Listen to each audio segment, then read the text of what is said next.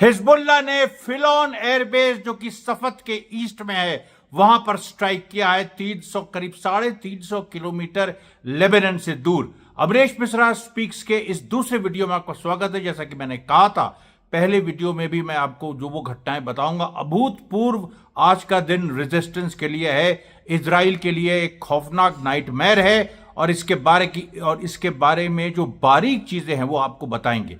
पिछला जो वीडियो था उसके बारे में मैं अपील आपसे करूंगा कि उसको थोड़ा सा और बढ़ाइए। जिस तरह की उम्मीद थी उस तरह से वो अभी उसके व्यूज पिकअप नहीं हो रहे हैं। बहुत सारे यूट्यूब के भी खेल होते हैं, लेकिन आप अपनी तरफ से कोशिश करिए कि जो पहला वीडियो है उसको भी आप देखिए पूरा। ये जो वीडियो है इसको भी आप पूरा देखिए। अब फिलौन क्या है? फिलौन देखिए एक मिलिट्री वेयर हाउस है, इमरजेंसी वेयर हाउस, यानी जो इजराइल का जो हार्डवेयर है, जो मिलिट्री हार्डवेयर है, जो जैसे टैंक्स हैं, जो उनके एंटी एयरक्राफ्ट गन्स हैं, जो उनकी मिसाइल्स हैं, ये हैं, उसका जो बेसिकली जो उसका मेन कंपोनेंट होता है वहां पर स्टोर होता है।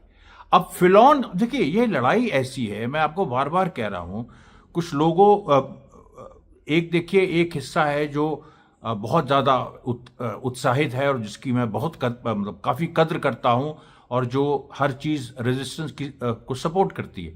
एक हिस्सा है जो अजीब तरह के कुछ सवाल भी उठाती है, उनको भी भाई हक है, आप अपनी बात कहिए। लेकिन मैं आपसे ये कह रहा हूं कि जो चीजें बारीक मैं बताता हूं, बहुत सारी जगहों के नाम आपने नहीं सुने होंगे, बहुत सारे कॉन्सेप्ट्स आपने नहीं सुने होंगे, तो आप मुझसे पूछिए। देखिए अभी जो कमेंट्स हैं कई बार मैं नहीं देख पाता हूं, लेकिन मैं जैसे इस वीडियो में आप कुछ भी पूछिए, मैं सारे कमेंट्स इसके देखूंगा। इस तरह से हम लोग बीच में करते रहेंगे ताकि हम में संवाद और मजबूत हो। और जो हमारा वेबसाइट आ रहा है उसके बारे में तो खैर मैं आपसे अपील बार बार रोज कर ही रहा हूं। अब देखिए, जो मैं एक्सप्लेन कर रहा था कि एक किसी भी, देखिए इजराइल की सबसे बड़ी ताकत क्या है? हथियार में जो हार्डवेयर होता है वो सबसे मजबूत होता है। बाकी जो उसके कंपोनेंट्स होते हैं, वॉरहेड्स लगाने हैं या जिसको हम लोग जो लाइट एम्युनिशन की कैटेगरी में आता है वो बाद में आता है। जो उसका हार्डवेयर होता है, जो सबसे ठोस उसका जो बेस होता है, यानी उसका जो इंफ्रास्ट्रक्चर होता है, वो जहां पर स्टोर्ड होता है, वहां पर स्टोर्ड है वो फिलौन। बहुत बड़ा बेस है इजराइल का, जो कि सफद जो इजरायली सेटलमेंट है लेबनान से करीब 350 किलोमीटर दूर और तेल अवीव से भी करीब 150 किलोमीटर दूर। तो वहां के जो 36th डिवीजन और 201st डिवीजन इजरायली फोर्सेस हैं, बड़ी महत्वपूर्ण डिवीजन हैं, लेबनान में लड़ रही हैं, उनका वहां पर हार्डवेयर स्टोर था, वहां पर स्ट्राइक कर दी। और अब आप देखिए, उसके पहले मैंने पिछले वीडियो में बताया था जिसके बारे में और खबरें आई हैं, शुमेरा। अब शुमेरा 444 किलोमीटर दूर है, वहां पर जो एक आईडीएफ टुकड़ी एक छुपी हुई थी या वहां पर अपना आराम कर रही थी बॉम्ब शेल्टर में, जो कि सेफ है। इनफैक्ट पिछले वीडियो में यह बात नहीं हो पाई थी, इजरायली मीडिया ने लिखा है कि एक आईडीएफ की टुकड़ी सेफ जगह पर रेस्ट कर रही थी और वहां पर हिजबुल्लाह ने मार दिया। और जो उसका वीडियो आया है उसमें जो सबसे सेफ उनका कॉर्नर और सीलिंग होती है, उस सीलिंग में सुराख, इतना बड़ा सुराख हो गया, इतना बड़ा। अब आप ये बताइए कि 444 किलोमीटर दूर हिजबुल्लाह ने कैसे मारा? इधर फिलौन में उसने मिलिट्री हार्डवेयर को लोकेट करके कैसे मारा? इसका मतलब है कि जो इसके पहले जो हुदहुद ड्रोन छोड़ा था हिजबुल्लाह ने और जिसने पूरे इजराइल को मैप किया था और जिसको इजराइल ने गंभीरता से नहीं लिया था, वो वाकई बहुत ही गंभीर डेवलपमेंट था। और उससे एक तरह से हिजबुल्लाह ने इजराइल का एक्सरे कर दिया था। और आज उसी एक्सरे के बदौलत एक एक जगह पर ढूंढ के मार रही है। मैंने आपसे पिछले वीडियो में कहा था कि सिसेरिया में एक और हमला हुआ है। आज चौथी बार सिसेरिया पे हमला हुआ है। और मैं बार बार आपसे कह रहा हूं, नेतन्याहू सेफ नहीं है। नेतन्याहू जहां भी जाए, उसके फैमिली ने कहा है कि उसके घर में इंटरसेप्टर्स लगाओ, ये लगाओ, वो लगाओ, लेकिन सच्चाई क्या है? आज चौथी बार सिसेरिया में स्ट्राइक हुआ है। और उसके साथ साथ पूरा माहौल इजराइल में है, उसकी जो लीडरशिप है, खास तौर पे जो स्मोत्रिच और इतमार बेन गिवेर हैं, जो कि सबसे खतरनाक और जिन्होंने अपने हाथों से एक तरह से, मतलब आप समझ लीजिए अब इससे ज्यादा क्या हो सकता है कि जो खुलेआम नरसंहार का, मतलब यहाँ के जो जैसे नरसिंहानंद है, इस टाइप के लोग हैं वो, और वो मिनिस्टर हैं वहाँ। और उन लोगों, वो लोग जो हैं कहीं सेफ नहीं फील कर रहे हैं, बंकर टू बंकर घूम रहे हैं, कभी बाहर आते हैं जेरूसलम में कुछ देर के लिए, फिर गायब हो जाते हैं, टप से गायब हो जाते हैं। अब सवाल यहां पर यह है कि जो घटनाएं अब हो रही हैं, जिसके बारे में हम अभी बात करेंगे, इन घटनाओं से एक जो पूरी स्थिति दिन पर दिन बदल रही है और फिलिस्तीन के पक्ष में, हिजबुल्लाह के पक्ष में होती चली जा रही है, और लेबनान में देखिए इजराइल को सरेंडर करना है, वो जिस भी तरह से करे, ड्रामा करके करे, जीत का बहाना करके करे, लेकिन क्योंकि वो ये कह रहा है हमने हिजबुल्लाह के कमांडर्स को उड़ा दिए, लेकिन कमांडर्स को तुमने जो भी उड़ाए, अभी बताओ ना आज जमीनी स्थिति क्या है? जमीनी स्थिति में हिजबुल्लाह तुम्हें मार रहा है, लगातार मार रहा है। अभी आज 10 जो सोल्जर्स के मारने की बात थी, अब वो और उसमें ऑफिसर्स भी थे, अब वो बढ़ के 17 हो गया आज केवल, मतलब आज मतलब 24-25 के बीच में, और अभी ये समय जारी, क्योंकि 3 घंटा हमसे पीछे हैं वो। तो अभी आप ये देखिए, जो सबसे पहले जो पिछला वीडियो बना, उसके बाद देखिए जो पहली घटना हुई, हिजबुल्लाह ने जो दिशोन इजरायली सेटलमेंट है उस पर हमला किया। अब ये दिशोन भी एक ऐसी जगह है जो जहां पर रीफ्यूलिंग होती है, यानी इजराइल जो है अपनी फोर्सेस, जब उसकी ये पेट्रोल, इसको टैंक को चलाने के लिए ईंधन चाहिए, ट्रक्स को चलाने के लिए ईंधन चाहिए, पर्सनल कैरियर्स को चलाने के लिए ईंधन चाहिए, तो सारी लोग सब दिशोन में आते। अब दिशोन पे ही इन्होंने मार दिया, वही जैसे फिलौन पूरा इनका इंफ्रास्ट्रक्चर का बेस है। अब आप देखिए कैसे एक साइंटिफिक तरीके से दिमाग के हिसाब से पूरी लड़ाई चल रही है, और इसको अप्रिशिएट करिए, इसको आप समझिए। जज्बात बहुत जरूरी है, लेकिन जो दिमाग की लड़ाई में जो रेजिस्टेंस आगे बढ़ रहा है और सफल हो रहा है, इसको देखिए, और सीना ठोक के दूसरों से कहिए कि रेजिस्टेंस हर तरह से विज्ञान में आगे है इजराइल से। ये देखो, ये हमने उसने दिखा दिया है कि एसिमेट्रिक वॉर क्या होती है, कि अगर वो कमजोर भी है और इजराइल ज्यादा स्ट्रांग है देखने में, टेक्नोलॉजी में, तो जो कमजोर ताकत है वो भी अगर उसको टेक्नोलॉजिकल अवेयरनेस है तो वो बहुत तरीके निकाल सकती है सुपीरियर ताकत को डाउन करने की। तो ये जो चीज है इसको देखिए, जो दिशोन की मैं बात कर रहा था। उसके बाद देखिए आज बेतलहिया में फिर एक घटना हुई, जब हमने पहला वीडियो बनाया उसके बाद, जिसमें थाके बैरल एक्सप्लोजिव, अब थाके बैरल एक्सप्लोजिव पेनिट्रेट करते हुए जाते हैं, और ये पूरा एक एंटी आर्मर है, ये एंटी आर्मर शेल है, यानी जो आर्मर होता है, जो शील्ड होती है, जो ढाल बड़े बड़े होते हैं मोटी मोटी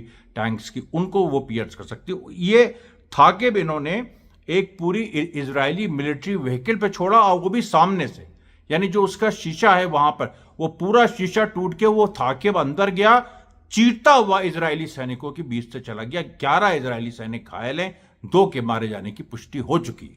ये आप देखिए, पूरी सिचुएशन देखते रहिए। उसके बाद देखिए नेत्जरी मैक्सिस, जो जहां पर इजराइल अपना नॉर्थ गाजा का हेडक्वार्टर बनाए हुए, वहां पर 107 मिलीमीटर शॉर्ट रेंज रॉकेट्स छोड़े गए, वहां पर भी इजराइल ने टेम्पररली अपना एक चेक पॉइंट छोड़ दिया।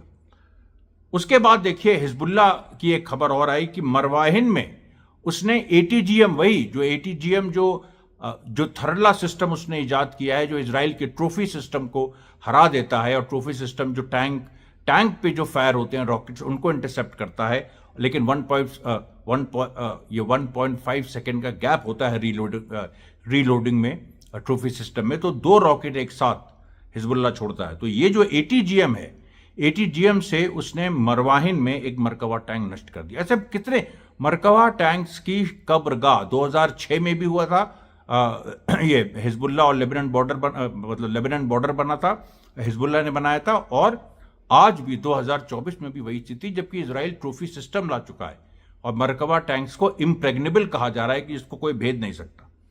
अब देखिए, अब उसके बाद एक जो थाकिब बैरल से जो गाजा में मारा ये रेजिस्टेंस ने, उसके बाद बेतलहिया के एक और लोकेशन पे बरावी स्टेशन में वहां भी मारा, और वहां भी इजरायली सोल्जर्स की जो पूरी एक ट्रक आ रही थी उसके सामने उसके शीशे पे सीधे मारा।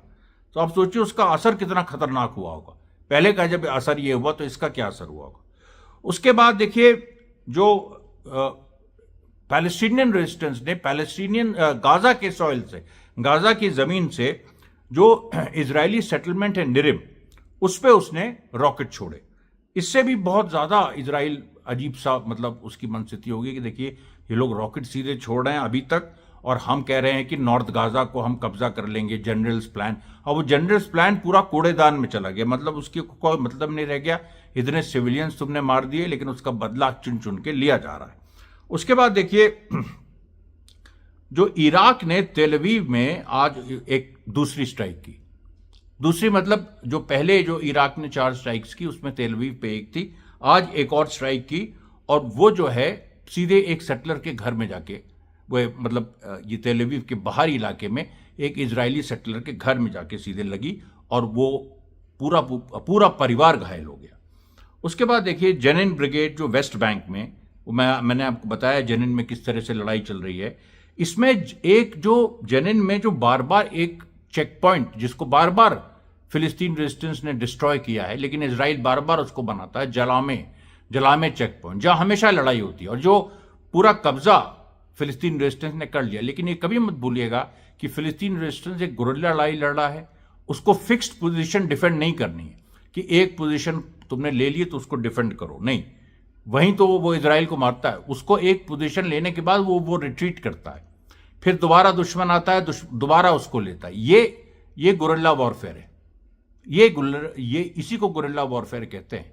तो उसी तरीके से जलामे चेक पॉइंट कम से कम आप सोचिए, जब से 7 अक्टूबर के बाद से 34वीं बार 34th टाइम ये फिलिस्तीनी रेजिस्टेंस ने आईडीएफ से ली है। आईडीएफ ने इन 34 एनकाउंटर्स में केवल 9 जीते हैं, सोचिए, और 25 एनकाउंटर्स फिलिस्तीनी रेजिस्टेंस जीत चुका है जलामे चेक पॉइंट पे, और जो पिछले 15 हैं उससे लगातार उसकी विनिंग स्ट्रीक बनी हुई है। और अब ये रुकने वाली नहीं, क्योंकि जलामे में एरिया माइन भी इन्होंने कर दिया है। आज एक माइन भी फटी इजरायली सोल्जर्स के मुंह पे जलामे में। उसके बाद देखिए गाजा स्ट्रिप में ये जो बेत लहिया में जो हुआ, उसमें 3 आईडीएफ सोल्जर्स के मारे जाने की बात इजराइल ने स्वीकारी। 3 का मतलब 13 भी हो सकता है, 30 भी हो सकता है, जो भी आप उसको फिगर दीजिए, वो तो बाद में खुलेगा। 3 सोल्जर्स इंक्लूडिंग अ कैप्टन, ये जो थाकेब बस से मारा है। मैंने आपसे कहा था थाकेब जो है बड़ा खतरनाक एक्सप्लोजिव है, उससे जिस तरीके से मारा है उसमें 3 इजराइल सोल्जर जो आईडीएफ ने मारा, आईडीएफ ने एक्सेप्ट किया, असलियत और ज्यादा है। उसके बाद देखिए अल कसैब स्ट्रीट जो जबलिया में है, जिसमें एक बार पहले भी मारा था, उसमें एक दूसरा शुआत एक्सप्लोजिव मारा, और शुआत एक्सप्लोजिव भी एक एंटी आर्मर एक्सप्लोजिव है, लेकिन उसको सीधे इजरायली सोल्जर्स पे यहां पर छोड़ा जा रहा है। उसके बाद आप देखिए एक बड़ी घटना होती है जब शुमेरा में से खबर आती है कि शुमेरा से जो इजरायली सोल्जर्स इंजर्ड हुए थे, अब उनके मतलब बड़ी बुरी हालत है और ज्यादा वो उनकी जान को खतरा है, उसमें से कम 2 मरणासन है। उसके बाद देखिए आज फ्राइडे है, तो आज जो जुमे की नमाज के समय जो फ्राइडे की नमाज होती है, उसमें अल अक्सा मस्जिद में कन्फ्रंटेशन हुआ, क्योंकि अल अक्सा मस्जिद को लंबे समय से इजरायली जो लीडर्स हैं वो दूषित करने की कोशिश कर रहे हैं। तो वहां पर आज देखिए कन्फ्रंटेशन हुआ, और रमल्ला, नाब्लस, तुलकरेम, अल खलील, हर जगह जनता, पूरी ऑर्डिनरी जनता सड़क पे निकली, और वेस्ट बैंक के इंतिफादा की जो एक शुरुआत हो चुकी है उसको एक नए सिरे पे पहुंचाया, क्योंकि इजरायली सोल्जर्स इस बार रोक ही नहीं पाए मार्च को। इनफैक्ट हर बार अल अक्सा मस्जिद में इजराइल जुल्म करता है, लेकिन हर बार उस पर फिलिस्तीनी पलटवार करते हैं, नमाज पढ़ने पहुंच जाते हैं हजारों की संख्या में। आज भी ऐसे ही हुआ, और वहां नमाज पढ़ी गई, और उसके बाद कन्फ्रंटेशन हुए, उसमें पत्थर चले, उसमें हर तरह की मतलब टीयर गैस इजरायली ने छोड़ी। लेकिन आज की जो खास बात थी अल अक्सा मस्जिद के कन्फ्रंटेशन की, कि उसमें इजरायली पुलिस को पीछे हटना पड़ा। सबसे बड़ी बात, इजरायली पुलिस को पीछे हटना पड़ा, और जो इतमार बेन गिविर ने धमकी दी थी कि हम अल अक्सा मस्जिद को आज 25 अक्टूबर 2024 को हम और अंदर घुस जाएंगे, वो नहीं हो पाया, वो संभव नहीं हो पाया।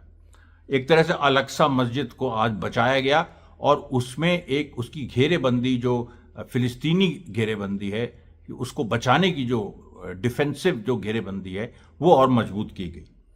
उसके बाद देखिए जो एक पूरा जो बगदादी साइट है, बगदादी साइट ये भी एक इजरायली साइट है, और ये भी लेबनान बॉर्डर से दूरी पे है। यहां पर एक स्वॉर्म ऑफ ड्रोन, यानी करीब 15-16 ड्रोन से एक साथ हिजबुल्लाह ने हमला किया और ये पूरी साइट जो है ये एक तरह से तहस नहस हो गई। उसके बाद देखिए अल सिक्का स्ट्रीट जो कि जबलिया में है, वहां पर D9 मिलिट्री बुलडोजर फिलिस्तीनी रेजिस्टेंस ने उड़ा दिया और पूरा इससे बहुत बड़ा नुकसान हुआ। फिर देखिए कफर शमाई, अब सफत के ईस्ट में फिलौन है, वहां मारा। अब कफर शमाई जो कि सफत के वेस्ट में है, वहां भी मार दिया एक साथ, मतलब ताकि वहां, और ये स्थिति है वहां पर कि एम्बुलेंसेस कम पड़ गई हैं फिलौन के पूरे एरिया में, जो कि बहुत बुरी तरह वहां पर मार हुई है। उसके बाद देखिए अल उदैसा और मिसगाव आम, इन दो जगहों पर फिर से हिजबुल्लाह ने हमला किया और यहां पर दो इजरायली मरकबा टैंक फिर से उड़ाए। ये देखिए लगातार चल रहा है इस तरह से इजरायली टैंकों का उड़ना। अच्छा, अब देखिए इधर क्या हुआ कि आज जो राजनीति में मैक्रोन जो फ्रांस का प्रेसिडेंट है, उसने प्रेस कॉन्फ्रेंस की, लेबनान कॉन्फ्रेंस की, जिसका नाम रखा, और उसमें उसने एक घोषणा की। उसने कहा कि लेबनान के साथ हम खड़े हैं, किसी भी हाल इजराइल की आलोचना की, हिजबुल्लाह की भी आलोचना की, लेकिन इजराइल की भी आलोचना की और अपना बैलेंस करने की कोशिश की। लेकिन वो कॉन्फ्रेंस एक तरीके से फ्लॉप हो गई, क्योंकि जो फ्रांस का लेफ्ट है वो ये कह रहा है कि खुल के गाजा के समर्थन में उतरो, जो फ्रांस का लेफ्ट है, और मैक्रोन उससे बचने की कोशिश कर रहा है, और ये चीज जो है बहुत दिन चलने वाली नहीं। तो ये देखिए बड़ा महत्वपूर्ण डेवलपमेंट है, क्योंकि इसमें देखिए मैक्रोन सीधे सीधे ज्यादा प्रेशर में दिखा कि उसको बहुत ज्यादा प्रेशर है। उसके बाद देखिए जो और मरकबा टैंक्स, खासतौर पे जो 3 इजरायली सेटलमेंट्स, जहां मतलब जो लेबनान बॉर्डर से दूर है, मरकबा टैंक्स को जैसे सूंघ लेते हैं हिजबुल्लाह के रॉकेट, जो अंदर घुसने की कोशिश कर रहे हैं वो तो समझ में आता है कि वहां पर मार रहे हैं, लेकिन यारा, एवदौन और निवे जिव, इन सेटलमेंट्स में जो मरकबा टैंक्स हैं जो तैयारी कर रहे हैं लेबनान बॉर्डर की ओर जाने के लिए, वहां मार हो गई है। अब आप बताइए इस चीज को क्या कहिएगा? इसको वाकई हिजबुल्लाह ने लूट लिया, जैसे मैंने कहा था, उस तरह की पूरी स्थिति है। जबलिया में देखिए, जबलिया मतलब फिलिस्तीनी रेजिस्टेंस ऑब्सेस्ड हो गया। जबलिया को में उसको पूरा इजरायली प्रेजेंस उसको नेस्तनाबूद कर देनी, क्योंकि वहां नरसंहार हुआ है और उस नरसंहार का बदला लेना है। और अभी अभी जो सबसे बड़ी घटना हुई है कि करीब 12 इजरायली सोल्जर्स एक ड्रोन अटैक, अब बताइए गाजा के अंदर ये शायद पहला ड्रोन अटैक होगा, गाजा के अंदर ये पहला ड्रोन अटैक होगा, और इन ड्रोन अटैक में 12 इजरायली सोल्जर जबलिया में, और जो पूरी एट्रोसिटीज कर रहे थे, जो जुल्म कर रहे थे, उन पे पूरा ड्रोन, और ये है हमास ने छोड़ा। हमास ने ड्रोन अटैक गाजा के, अभी तक ड्रोन अटैक या रॉकेट अटैक जो इजरायली सेटलमेंट गाजा से लगे हैं उन पे होता रहा है, लेकिन इस बार गाजा के भीतर बीचों बीच जबलिया में, नॉर्थ गाजा में ड्रोन अटैक हमास ने किया और एक बड़ी सफलता उसे मिली। इसी के साथ देखिए मैं आज का प्रसारण समाप्त करता हूं। कल तक के लिए धन्यवाद साथियों, बहुत बहुत धन्यवाद।